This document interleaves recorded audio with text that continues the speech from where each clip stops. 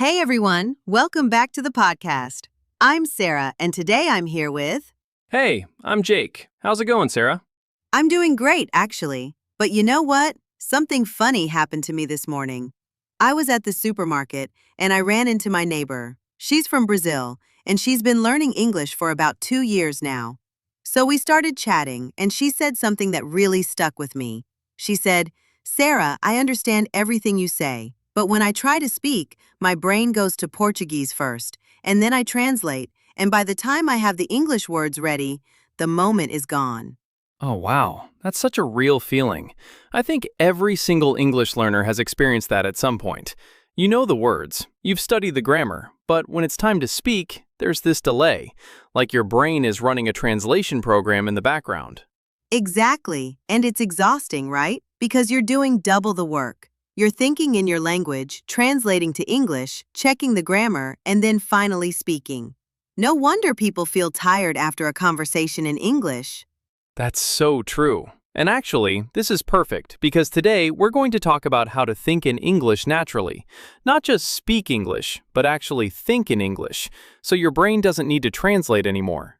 Yes, and this is something that a lot of people believe is impossible. They think, oh, only native speakers think in English. But that's not true at all. You can train your brain to do this. It takes practice, but it's absolutely possible. And the best part? You don't need to live in an English-speaking country. You don't need a perfect level. You just need the right techniques and a little bit of daily practice. So whether you're a student, a professional, or just someone who wants to feel more confident in English, this episode is for you. We're going to give you practical techniques, real examples, and some common mistakes to avoid. Ready? Let's do it. Okay, so before we get into the techniques, let's understand why this happens.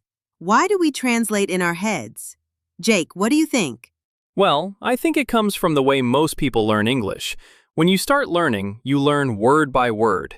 You learn that casa means house, that comer means eat. So your brain creates these connections. Word in your language, arrow, English word. And that's totally normal at the beginning. Right, it's like a bridge. Your native language is on one side, English is on the other, and translation is the bridge between them. Exactly. But the problem is that if you keep using that bridge forever, you'll always be slow. Because every time you want to say something, you have to cross the bridge first. What we want to do is build a new road, a direct road. So when you see a dog, you don't think perro and then dog. You just think dog, directly. That's a great way to explain it. And you know what's interesting? When you learned your native language as a baby, you didn't translate. You just heard sounds, saw things, felt emotions, and your brain connected them directly. That's how natural language learning works. Right. So what we're doing today is basically trying to recreate that process. We're going to help your brain build those direct connections with English. No bridge needed. Okay, so let's start with the first technique. I call this one Name Everything Around You. And it's super simple. Jake, have you tried this one? Oh yes, this is one of my favorites because you can do it anywhere, anytime. Here's how it works. Wherever you are right now, just look around. What do you see? And say the English word. That's it. So for example, right now I'm looking around our studio. I see a microphone, a table, a laptop, a water bottle, a chair, a clock on the wall. I'm not translating anything. I'm just looking at the object and saying the English word. Exactly. And the key here is speed. Don't think about your language first. Just look and name. Look and name, like a reflex. Let me give you a real-life example. Let's say you're in your kitchen making breakfast. You look at the fridge and you say, fridge. You see the coffee machine, coffee machine. You pick up a cup, cup. You open the bread, bread. You grab a knife, knife. See how easy that is? And the beautiful thing is that after a few days of doing this, something changes. You stop thinking about the translation. The English word just comes, automatically. And you can make it a game. Try to name 10 things in 30 seconds. Or walk into a new room and see how many objects you can name without stopping. It's fun. I love that idea. Okay, so that was technique number 1. Name everything. Now, Sarah, what's the second technique? The second one is my personal favorite. I call it be your own narrator. Basically, you describe what you're doing in English, in your head, like you're the narrator of your own movie. Oh, I like this one. So instead of just going through your day silently, you add an English voiceover to your life? Exactly. So let me show you. Let's say it's morning. I wake up, and in my head I think, okay, I'm waking up. What time is it? It's 7:15. I'm tired. I need coffee. Let me get up. And then I go to the bathroom and I think, I'm brushing my teeth. Now I'm washing my face. The water is cold today. That's brilliant because you're using real English for real situations. This isn't a textbook exercise. This is your actual life in English. Right. And the grammar you need is so simple. Present simple, present continuous. That's it. I'm walking. I need. I want. I see. Basic verbs, everyday actions. Can we practice this together? Let's describe a typical morning routine. I'll start. I wake up at 7. I check my phone. I have 3 new messages. I get out of bed. I go to the kitchen.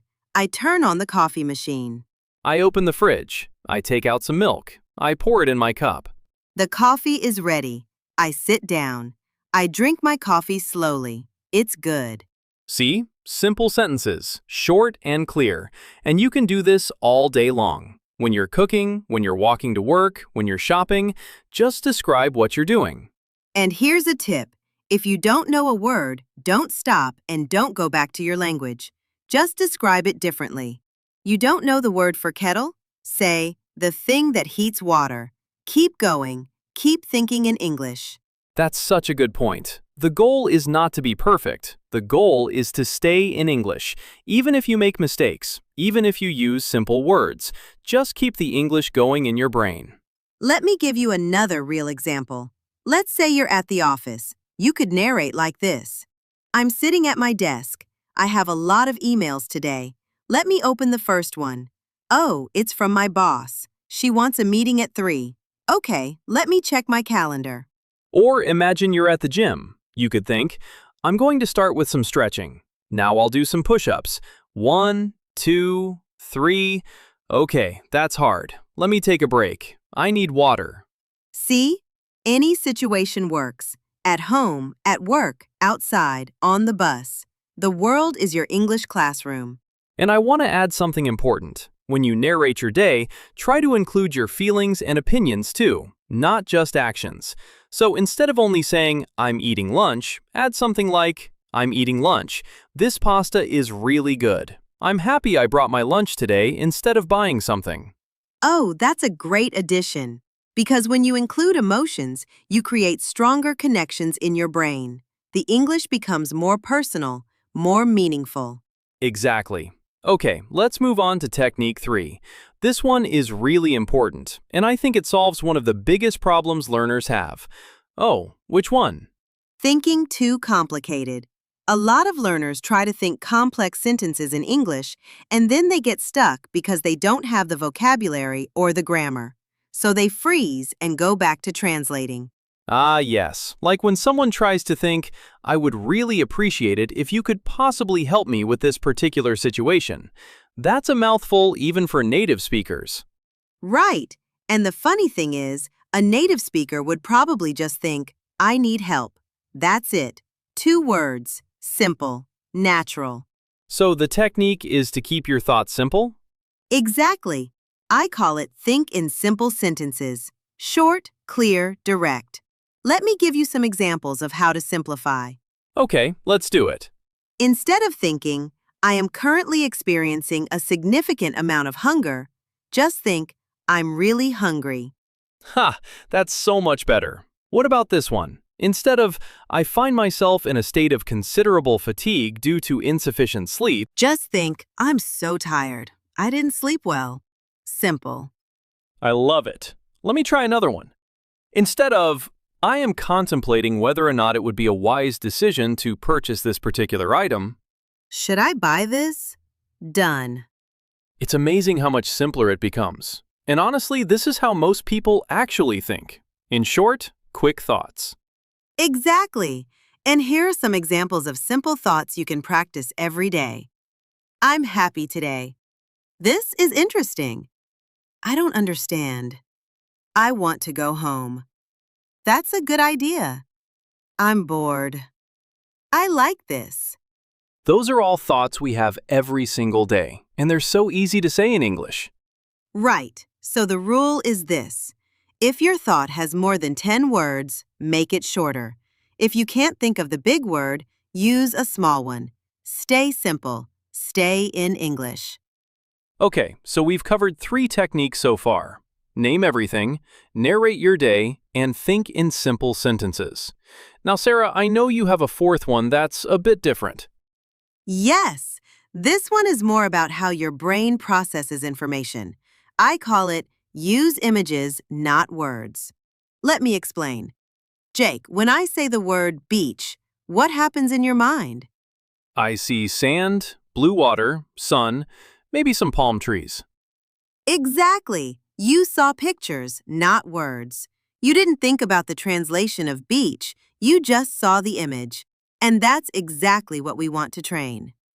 So the idea is to connect English words directly to images and feelings, instead of connecting them to your native language?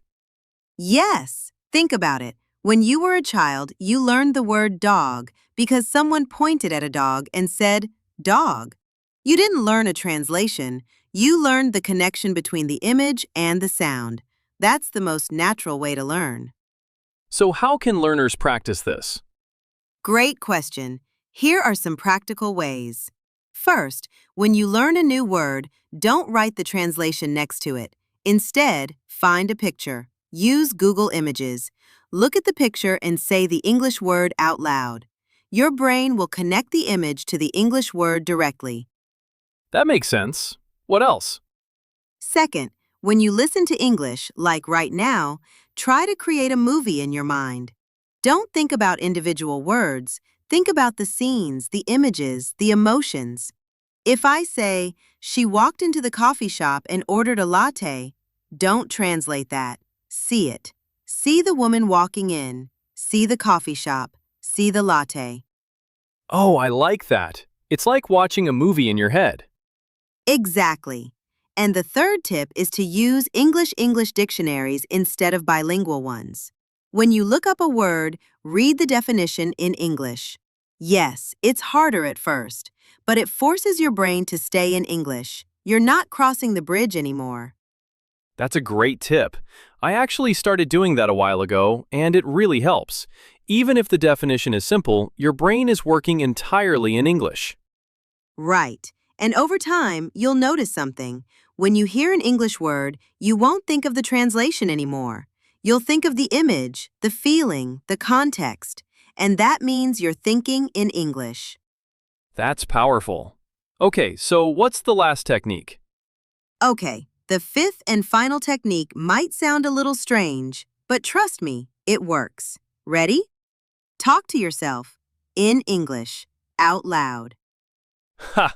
Talk to yourself? Like a crazy person? I know, it sounds weird, but hear me out. When you talk out loud, your brain has to find the words faster.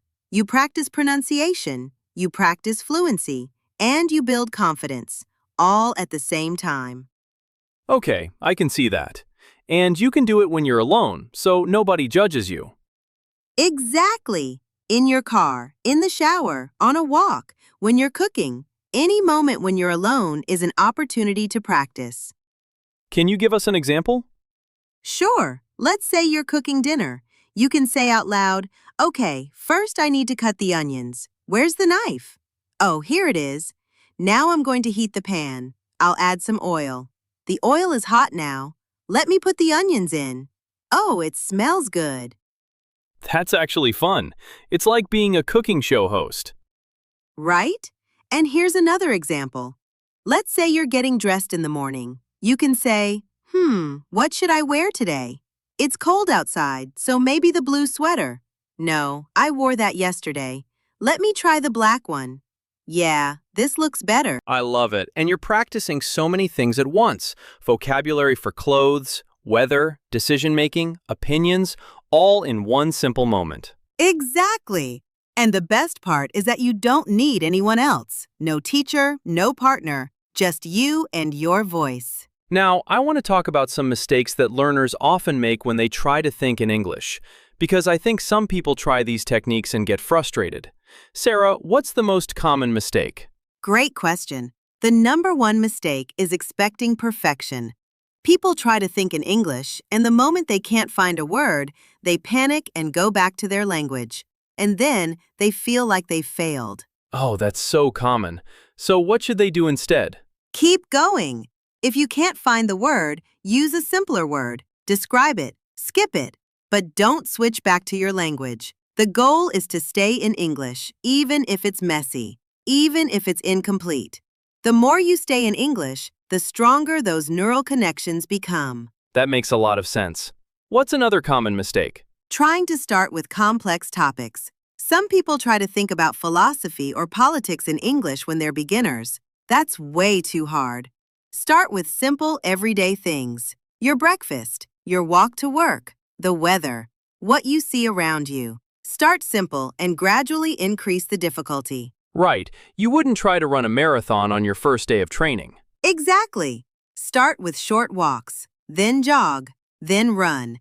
It's the same with thinking in English. Start with simple thoughts for 5 minutes a day, then 10 minutes, then 20. And before you know it, you're thinking in English without even trying. I love that analogy.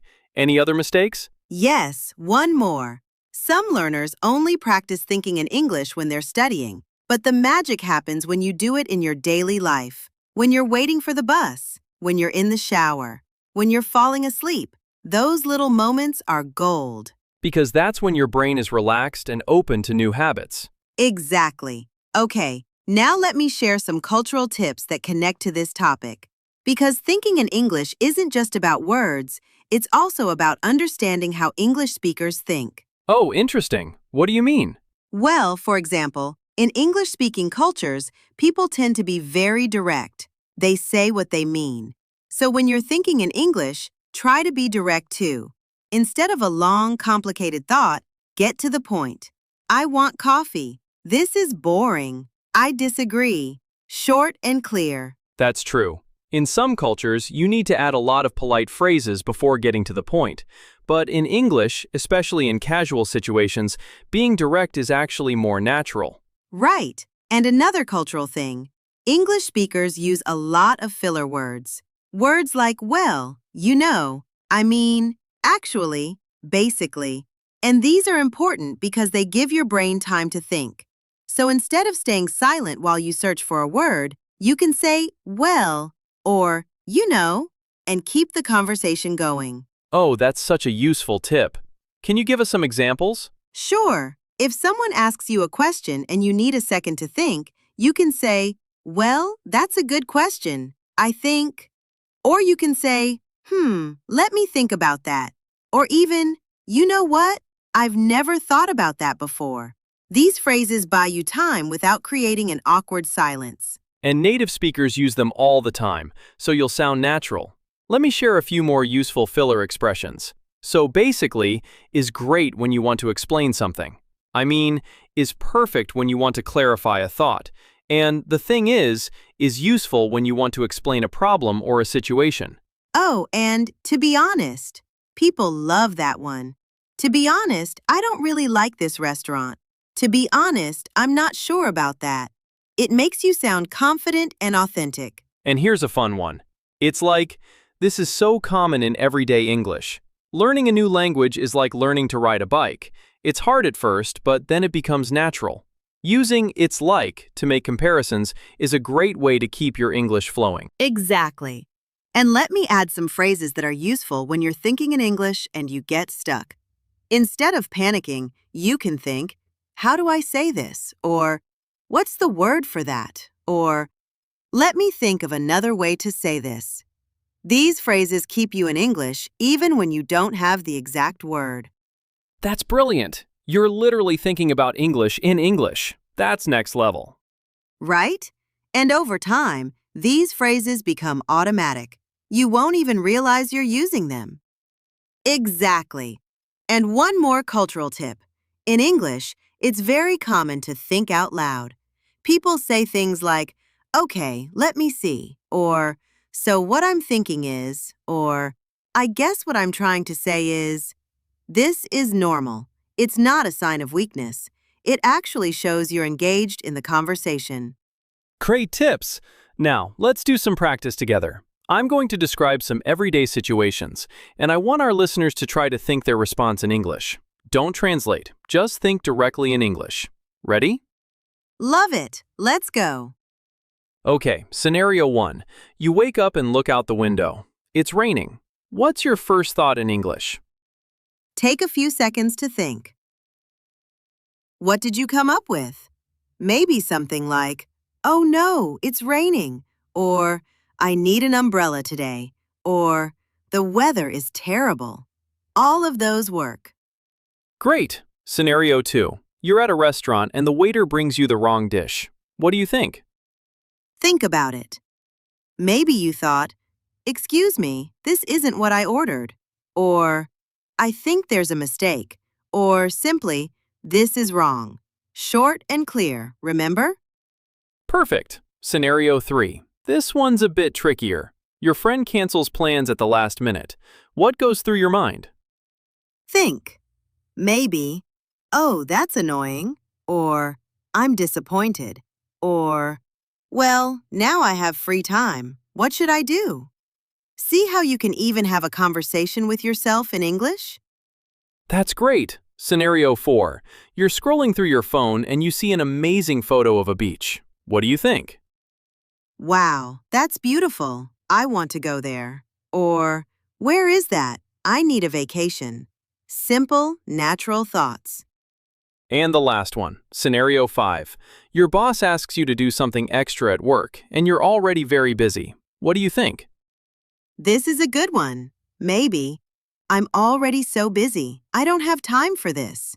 Or, okay, I can do it, but not today. Or, if you're brave, I need to say no. Remember, simple thoughts.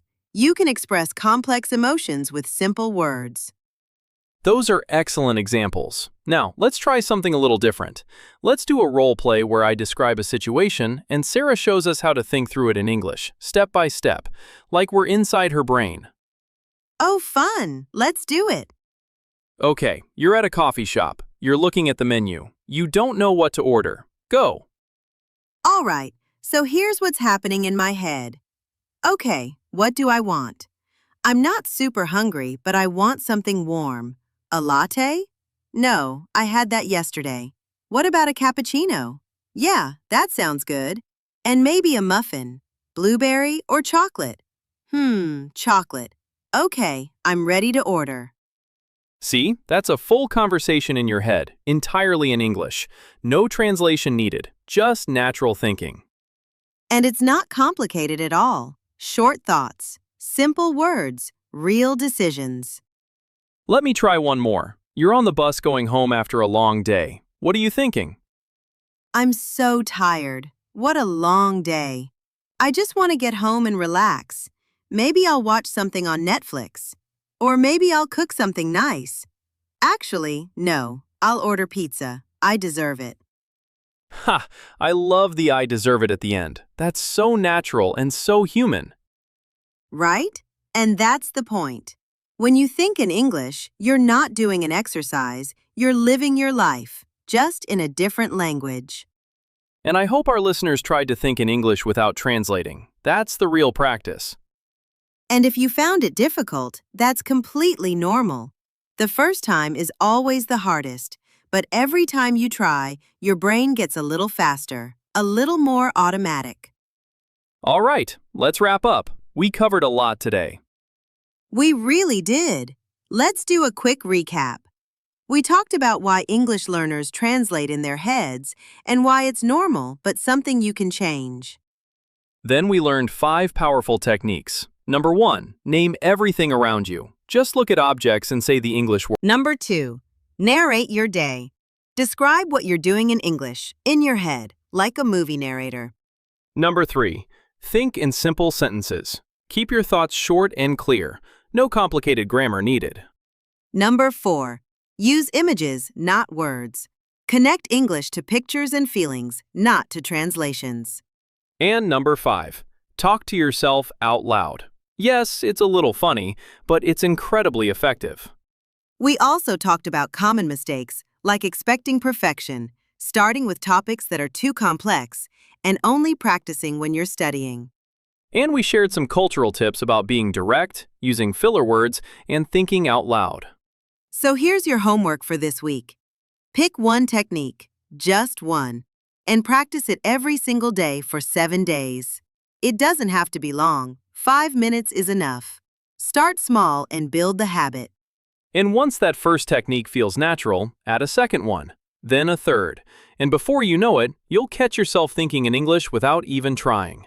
That's when you know it's working. And remember, the goal is not to be perfect. The goal is to reduce that translation time. Little by little, the bridge disappears, and you'll have a direct road from your thoughts to English words. If this episode helped you, please subscribe and share it with a friend who's learning English. It really helps us reach more people. And leave us a comment. We want to know, which technique are you going to try first? And have you ever caught yourself thinking in English without realizing it? We read every single comment.